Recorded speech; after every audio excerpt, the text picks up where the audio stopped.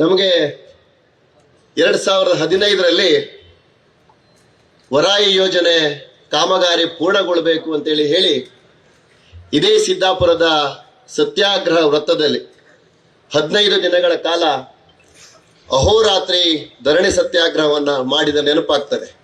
ನಾನು ಯಾವುದೇ ಪಕ್ಷದ ಕಾರ್ಯಕರ್ತ ಅಲ್ಲ. ಒಂದು 5-6 ವರ್ಷ ರಾಜಕೀಯದಲ್ಲಿದ್ದು ಹಾಲಾಡಿ ಶ್ರೀನಿವಾಸ್ ಶೆಟ್ಟರ ಜೊತೆ ಇದ್ದವನು. ಬೇರೆ ಬೇರೆ ಕಾರಣಗಳಿಗಾಗಿ ರಾಜಕೀಯವನ್ನ ಬಿಟ್ಟ ನಂತರ ಪ್ರತಾಪ್ ಶೆಟ್ಟರು ಅಂಪಾರ್ನಲ್ಲಿ ಒಂದು ರೈತರ ಗ್ರಾಮ ಸಭೆ ಅಂತ ಮಾಡಿದರು. ಆಗ ನಾನು ಗ್ರಾಮ ಪಂಚಾಯತ್ ಸದಸ್ಯನಾಗಿದ್ದೆ. ಈ ಪ್ರತಾಪ್ ಶೆಟ್ಟರ ಕೆಲವೊಂದು ನಿಲುವುಗಳು, ಅವರ ವ್ಯಕ್ತಿತ್ವ, ಅವರ ಗುಣ ಈ ಭಾಗದ ರೈತರಿಗೆ. ಆತ್ಮೀಯ ರೈತ ಬಾಂಧವರೇ, ಈ ಸಭಾ ಕಾರ್ಯಕ್ರಮ ಮುಗಿದ ನಂತರ ಇಲ್ಲಿಂದ ಬೃಹತ್ ಮೆರವಣಿಗೆಯ ಮೂಲಕ ನೀರಾವರಿ ಇಲಾಖೆಯವರಿಗೆ ಹೋಗಿ ಅಲ್ಲಿ ಮನವಿಯನ್ನ ಕೊಡುವಂತಹ ಕಾರ್ಯಕ್ರಮವಿದೆ. ಬಂದಿರುವಂತಹ ಯಾವುದೇ ರೈತ ಬಾಂಧವರು ಸಭೆ ಮುಗಿಯದೆ ಮೆರವಣಿಗೆ ಕಾರ್ಯಕ್ರಮದ ಕೊನೆಯವರೆಗೆ ಇದ್ದು ಕಾರ್ಯಕ್ರಮವನ್ನು ಯಶಸ್ವಿಗೊಳಿಸಿಕೊಡ್ಬೇಕು ಅಂತ ವಿನಂತಿಸಿಕೊಳ್ತಾ ಇದ್ದೇವೆ.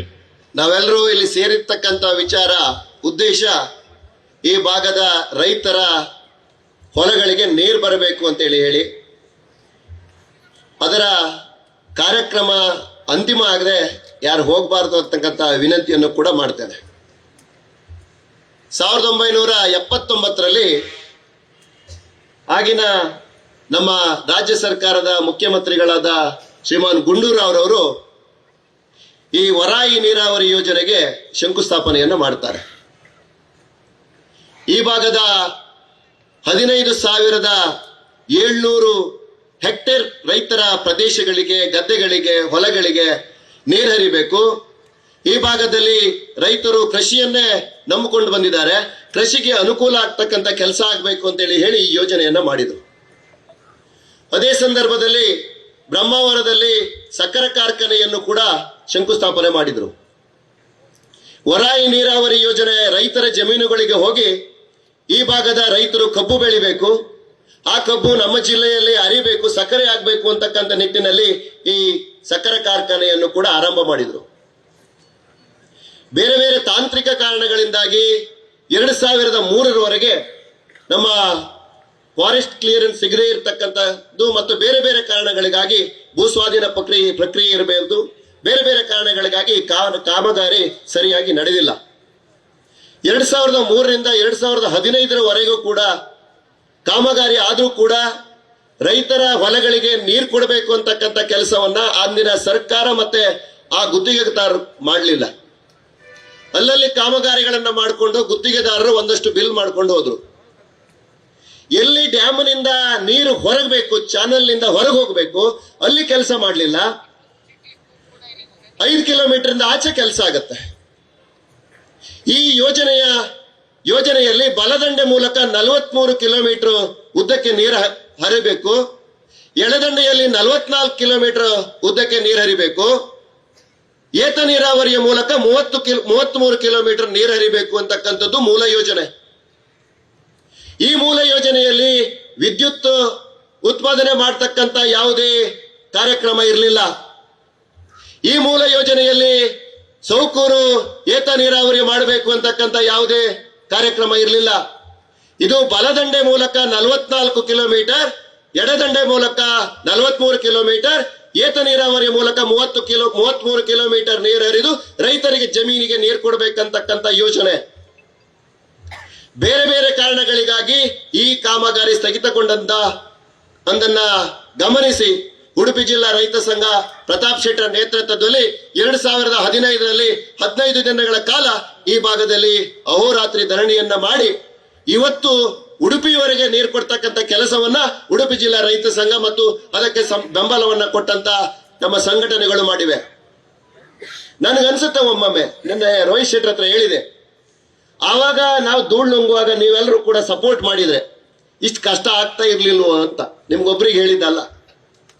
ಅವಾಗೇನೋ ಪ್ರತಾಪ್ ಶೆಟ್ಟರ್ ಮಾಡ್ತಾರೆ, ಅವರು ಕಾಂಗ್ರೆಸ್ನವ್ರು ಮಾಡ್ತಾರೆ, ಅವಾಗ ಎಲ್ಲ ಬೆಂಬಲ ಕೊಟ್ಟಿದ್ರು. ಆದ್ರೂ ಕೂಡ ಎಲ್ಲಾ ರೈತರು ಎದ್ದು ಬರುವ ಕೆಲಸವನ್ನ ಮಾಡಲಿಲ್ಲ. ಇವತ್ತು ನಮ್ಮ ನೀರಿಗಾಗಿ ನಾವು ಹೋರಾಟ ಮಾಡ್ತಕ್ಕಂಥ ಸಂದರ್ಭದಲ್ಲಿ ಒಂದಷ್ಟು ವಿರೋಧಗಳು ಆಗಿವೆ. ಯಾಕಾಗಿವೆ? ಇಲ್ಲಿ ಇತ್ತೀಚಿನ ದಿನಗಳಲ್ಲಿ ನಾವು ವಾಟ್ಸಪ್ ಅಲ್ಲಿ ನೋಡ್ತೇವೆ, ಅಣೆಕಟ್ಟುಕ್ಕಿಂತ ಕೆಳಭಾಗದ ರೈತರು ಅಂತಕ್ಕಂಥ ಒಂದು ಗುಂಪನ್ನು ಮಾಡಿಕೊಂಡಿದ್ದಾರೆ.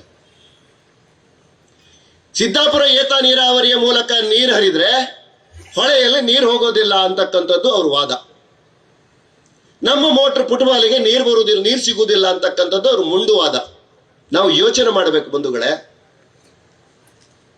ಈ ಯೋಜನೆಯನ್ನ ಆರಂಭ ಮಾಡುವಾಗ ತಾಂತ್ರಿಕ ಅಭಿಪ್ರಾಯವನ್ನ ಪಡೆದು ಎಕ್ಸ್ಪರ್ಟ್ ಒಪಿನಿಯನ್ ಕೊಟ್ಟೇ ಈ ಕಾರ್ಯಕ್ರಮವನ್ನು ಮಾಡಿದ್ದು. 15,000 ಹೆಕ್ಟೇರ್ ಭೂಮಿಗಳಿಗೆ ನೀರು ಕೊಡಬೇಕು ಈ ಕಾಲುವೆ ಮೂಲಕ ಅಂತಕ್ಕಂಥದ್ದನ್ನ ಮಾಡಿದ್ದು. ಇವತ್ತು ಹೋಗ್ತಾ ಇರ್ತಕ್ಕಂಥದ್ದು 9,000 ಹೆಕ್ಟೇರ್ ಭೂಮಿಗೆ ಮಾತ್ರ. ಇನ್ನೂ ಕೂಡ 6,000 ಹೆಕ್ಟೇರ್ಗೆ ಕೊಡ್ತಕ್ಕಂಥ ನೀರು ಈ ಡ್ಯಾಮ್ನಲ್ಲೇ ಉಳಿದಿದೆ. ಅದು ಹೊಳೆ ಮೂಲಕ ಸಮುದ್ರವನ್ನ ಸೇರ್ತಾ ಇದೆ.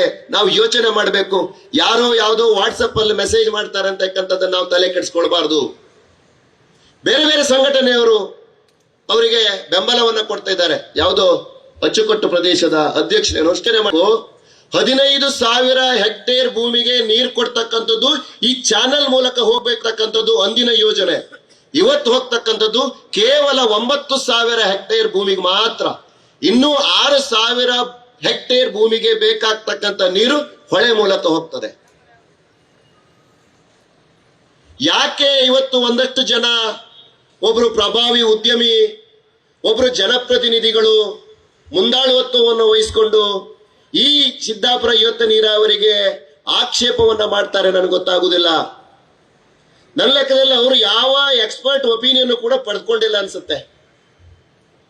ಹೊಳೆಯಲ್ಲಿ ಇಲ್ಲಿ ಈಗಾಗಲೇ ಹೇಳಿದಾಗೆ 66 ಕ್ಯೂಸೆಕ್ ನೀರನ್ನ ಪಡೆದುಕೊಂಡ್ರೆ, ಏತ ನೀರಾವರಿಯಲ್ಲಿ ಪಡ್ಕೊಂಡ್ರೆ ಹೊಳೆ ನೀರು ಹೋಗೋದು ನಿಲ್ಲೋದಿಲ್ಲ. ಹೊಳೆಯಲ್ಲಿ ಸೌಕೂರು ಡ್ಯಾಮ್ಗೆ ಹೋಗ್ತಕ್ಕಂಥ ಏತ ನೀರಾವರಿಗೆ ಹೋಗ್ತಕ್ಕಂಥ ನೀರು ಹೊಳೆಯಲ್ಲೇ ಹೋಗಬೇಕು. ಕುಂದಾಪುರದ ಕುಡಿಯುವ ನೀರು ಯೋಜನೆಗೆ ಹೋಗ್ತಕ್ಕಂಥ ನೀರು ಈ ಹೊಳೆಯಲ್ಲೇ ಹೋಗಬೇಕು. ಉಡುಪಿಗೆ ಕುಡಿಯುವ ನೀರಿಗೆ ಹೋಗ್ತಕ್ಕಂಥ ನೀರು ಈ ಹೊಳೆಯಲ್ಲೇ ಹೋಗಬೇಕು. ಆದ್ರಿಂದ ಏತ ನೀರಾವರಿಯಿಂದ ಸಿದ್ದಾಪುರ ಏತ ನೀರಾವರಿಗೆ ಉಪಯೋಗಿಸ್ತಕ್ಕಂಥ 66 ಕ್ಯೂಸೆಕ್ಸ್ ನೀರಿನಿಂದ ಹೊಳೆ ಬತ್ತುವುದಿಲ್ಲ. ಇದು ಶತಸಿದ್ಧ. ನಾವು ಯೋಚನೆ ಮಾಡಬೇಕು. SNC ಅವರು 3 ಜಿಲ್ಲೆಗೆ ನೀರು ಕೊಡ್ತಕ್ಕಂಥ ಕಾಮಗಾರಿಯನ್ನು ಮಾಡಿದ್ರು. ಅದಕ್ಕೆ ಯಾರು ಆಕ್ಷೇಪ ಮಾಡಿಲ್ಲ ಅಂತ ಕಾಣುತ್ತೆ. ಕಾರ್ಕಳಕ್ಕೆ ಹೋಗುತ್ತೆ, ಯಾರು ಆಕ್ಷೇಪ ಮಾಡಿಲ್ಲ. ಇವತ್ತು ಬೆಳ್ತಂಗಡಿಗೆ ಹೋಗ್ತಕ್ಕಂಥ ಕೆಲಸ ಆಗ್ತಾ ಇದೆ. ನಮ್ಗೆ ಯಾರಿಗೂ ಗೊತ್ತಿಲ್ಲ ಬಂಧುಗಳೇ. ನಾವು ಬಹಳ ಬೇಗ ಎಚ್ಚೆತ್ತುಕೊಂಡಿದ್ದೇವೆ ಅಂತಕ್ಕಂಥದ್ದು ಖುಷಿ ನಮಗಿದೆ. ನಮ್ಮ ಎತ್ತಿನ ಹೊಳೆಯಲ್ಲಿ 7 ಜಿಲ್ಲೆಗಳಿಗೆ ನೀರು ಕೊಡಬೇಕು. ಅದು ಫೈಲೂರ್ ಪ್ರಾಜೆಕ್ಟ್ ಅಂತೇಳಿ ಹೇಳಿ ನೇತ್ರಾವತಿ ನದಿ ತಿರುವು ಮಾಡ್ತಾ ಇದ್ದಾರೆ. ನೇತ್ರಾವತಿ ನದಿ ತಿರುವು ಮಾಡಿ ಎತ್ತಿನ ಹೊಳೆಗೆ ನೀರು ಕೊಟ್ರೆ ಮಂಗಳೂರಿಗೆ ನೀರು ಕಡಿಮೆ ಆಗತ್ತೆ. ಮಂಗಳೂರಿಗೆ ನೀರು ಕಡಿಮೆ ಆದ್ರೆ ನೇತ್ರಾವತಿಯನ್ನ ತುಂಬಿಸಬೇಕು. ಅದು ಈ ವರಾಯಿ ಹೊಳೆಯಿಂದ ಹೋಗ್ಬೇಕು.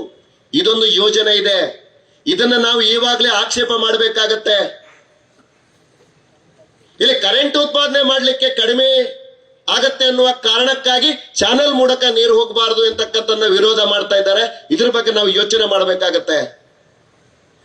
ಎಲ್ಲಾ ಯೋಜನೆಗಳಿಗೆ ಇಲ್ಲಿ 6,000 ಹೆಕ್ಟೇರ್ಗೆ ಹೋಗ್ತಕ್ಕಂಥ ನೀರು ಹೊಳೆ ಮೂಲಕ ಹೋದ್ರೂ ಕೂಡ ಜಲಚರಿಗಳಿಗೆ ಕುಡಿಲಿಕ್ಕೆ ನೀರಿಲ್ಲ. ಈ ಹೊಳೆ ಒಣಗ್ತದೆ ಅಂತಕ್ಕಂಥದ್ದನ್ನ ನಾವ್ಯಾರು ನಂಬೋದು ಬೇಡ. ಈ ಯೋಜನೆ ಹೊಳೆ ಅಣೆಕಟ್ಟಿಂದ ಮೇಲೆ ಜಾಕ್ವೆಲ್ ಅನ್ನ ಮಾಡಿ ಯೋಜನೆಯನ್ನ ಮಾಡಿದ್ರೆ ಯಾರಿಗೂ ಕೂಡ ತೊಂದರೆ ಆಗುವುದಿಲ್ಲ. ಅದು ತಾಂತ್ರಿಕ ಅಭಿಪ್ರಾಯವನ್ನ ಪಡೆದೇ ಈ ಯೋಜನೆ ಮಂಜೂರಾಗಿದೆ. ಹಾಗಾಗಿ ಈ ನೀರು ಎಲ್ಲಿಗೆ ಹೋಗಬೇಕು ಅಲ್ಲಿಗೆ ಹೋಗಬೇಕು. ಅಲ್ಲಿವರೆಗೆ ನಮ್ಮ ಹೋರಾಟ ಇದ್ದೇ ಇದೆ ಅಂತಕ್ಕಂಥ ಮಾತನ್ನ ನಾವೆಲ್ಲರೂ ಕೂಡ ಈ ಧರಣಿ, ಈ ಸಭೆಯ ಮೂಲಕ ನಾವು ಒತ್ತಾಯ ಮಾಡ್ತಾ ಇದ್ದೇವೆ. ಆದ್ರಿಂದ ನೀವೆಲ್ಲರೂ ಕೂಡ ಈ ಯೋಜನೆ ಸ್ಥಗಿತ ಮಾಡಲಿಕ್ಕೆ ಯಾರೆಲ್ಲ ಕಾಣದ ಕೈಗಳ ಜೊತೆ ಸಹಕಾರವನ್ನು ಮಾಡಿದ್ದಾರೆ ಅವರನ್ನ ವಿರೋಧಿಸ್ತಕ್ಕಂಥ ಕೆಲಸವನ್ನ ನಾವೆಲ್ಲರೂ ಮಾಡೋಣ ಅಂತಕ್ಕಂಥ ಮಾತಾಡ್ತಾ ನನ್ನ ಮಾತನ್ನು ಮುಗಿಸ್ತೇನೆ. ನಮಸ್ಕಾರ. ರಾತ್ರಿ ಪ್ರತಿಭಟನೆಯನ್ನ ಮಾಡಿದ ಬಹುಶಃ ಈ ದೇಶದಲ್ಲಿ ಯಾರಾದ್ರೂ ತನ್ನದೇ ಸರ್ಕಾರದ ವಿರುದ್ಧ ಇಷ್ಟು ಸುದೀರ್ಘ ದಿನಗಳ ಕಾಲ ಪ್ರತಿಭಟನೆ ಮಾಡಿದ ಒಬ್ಬ ಶಾಸಕ ಇದ್ರದು ನಮ್ಮ ರೈತ ಸಂಘದ ಅಧ್ಯಕ್ಷರಾಗಿರುವಂತಹ ಪ್ರತಾಪ್ ಶೆಟ್ಟಿ ಅವರು. ಅವರ ಪ್ರತಿಭಟನೆಗೆ ಪ್ರತ್ಯುತ್ತರವಾಗಿ ಸಾವಿರಾರು ರೈತರಿಗೆ ನೀರು ಸಿಗುವಂತಹ ಕಾರ್ಯಕ್ರಮವಾಗಿದೆ. ಅವರು ತಮ್ಮ ಅನುಭವದ ಮಾತುಗಳನ್ನ ಈ ವೇದಿಕೆಯಲ್ಲಿ ವ್ಯಕ್ತಪಡಿಸಬೇಕು ಅಂತ ವಿನಂತಿಸಿಕೊಳ್ತಾ ಇದ್ದೇವೆ.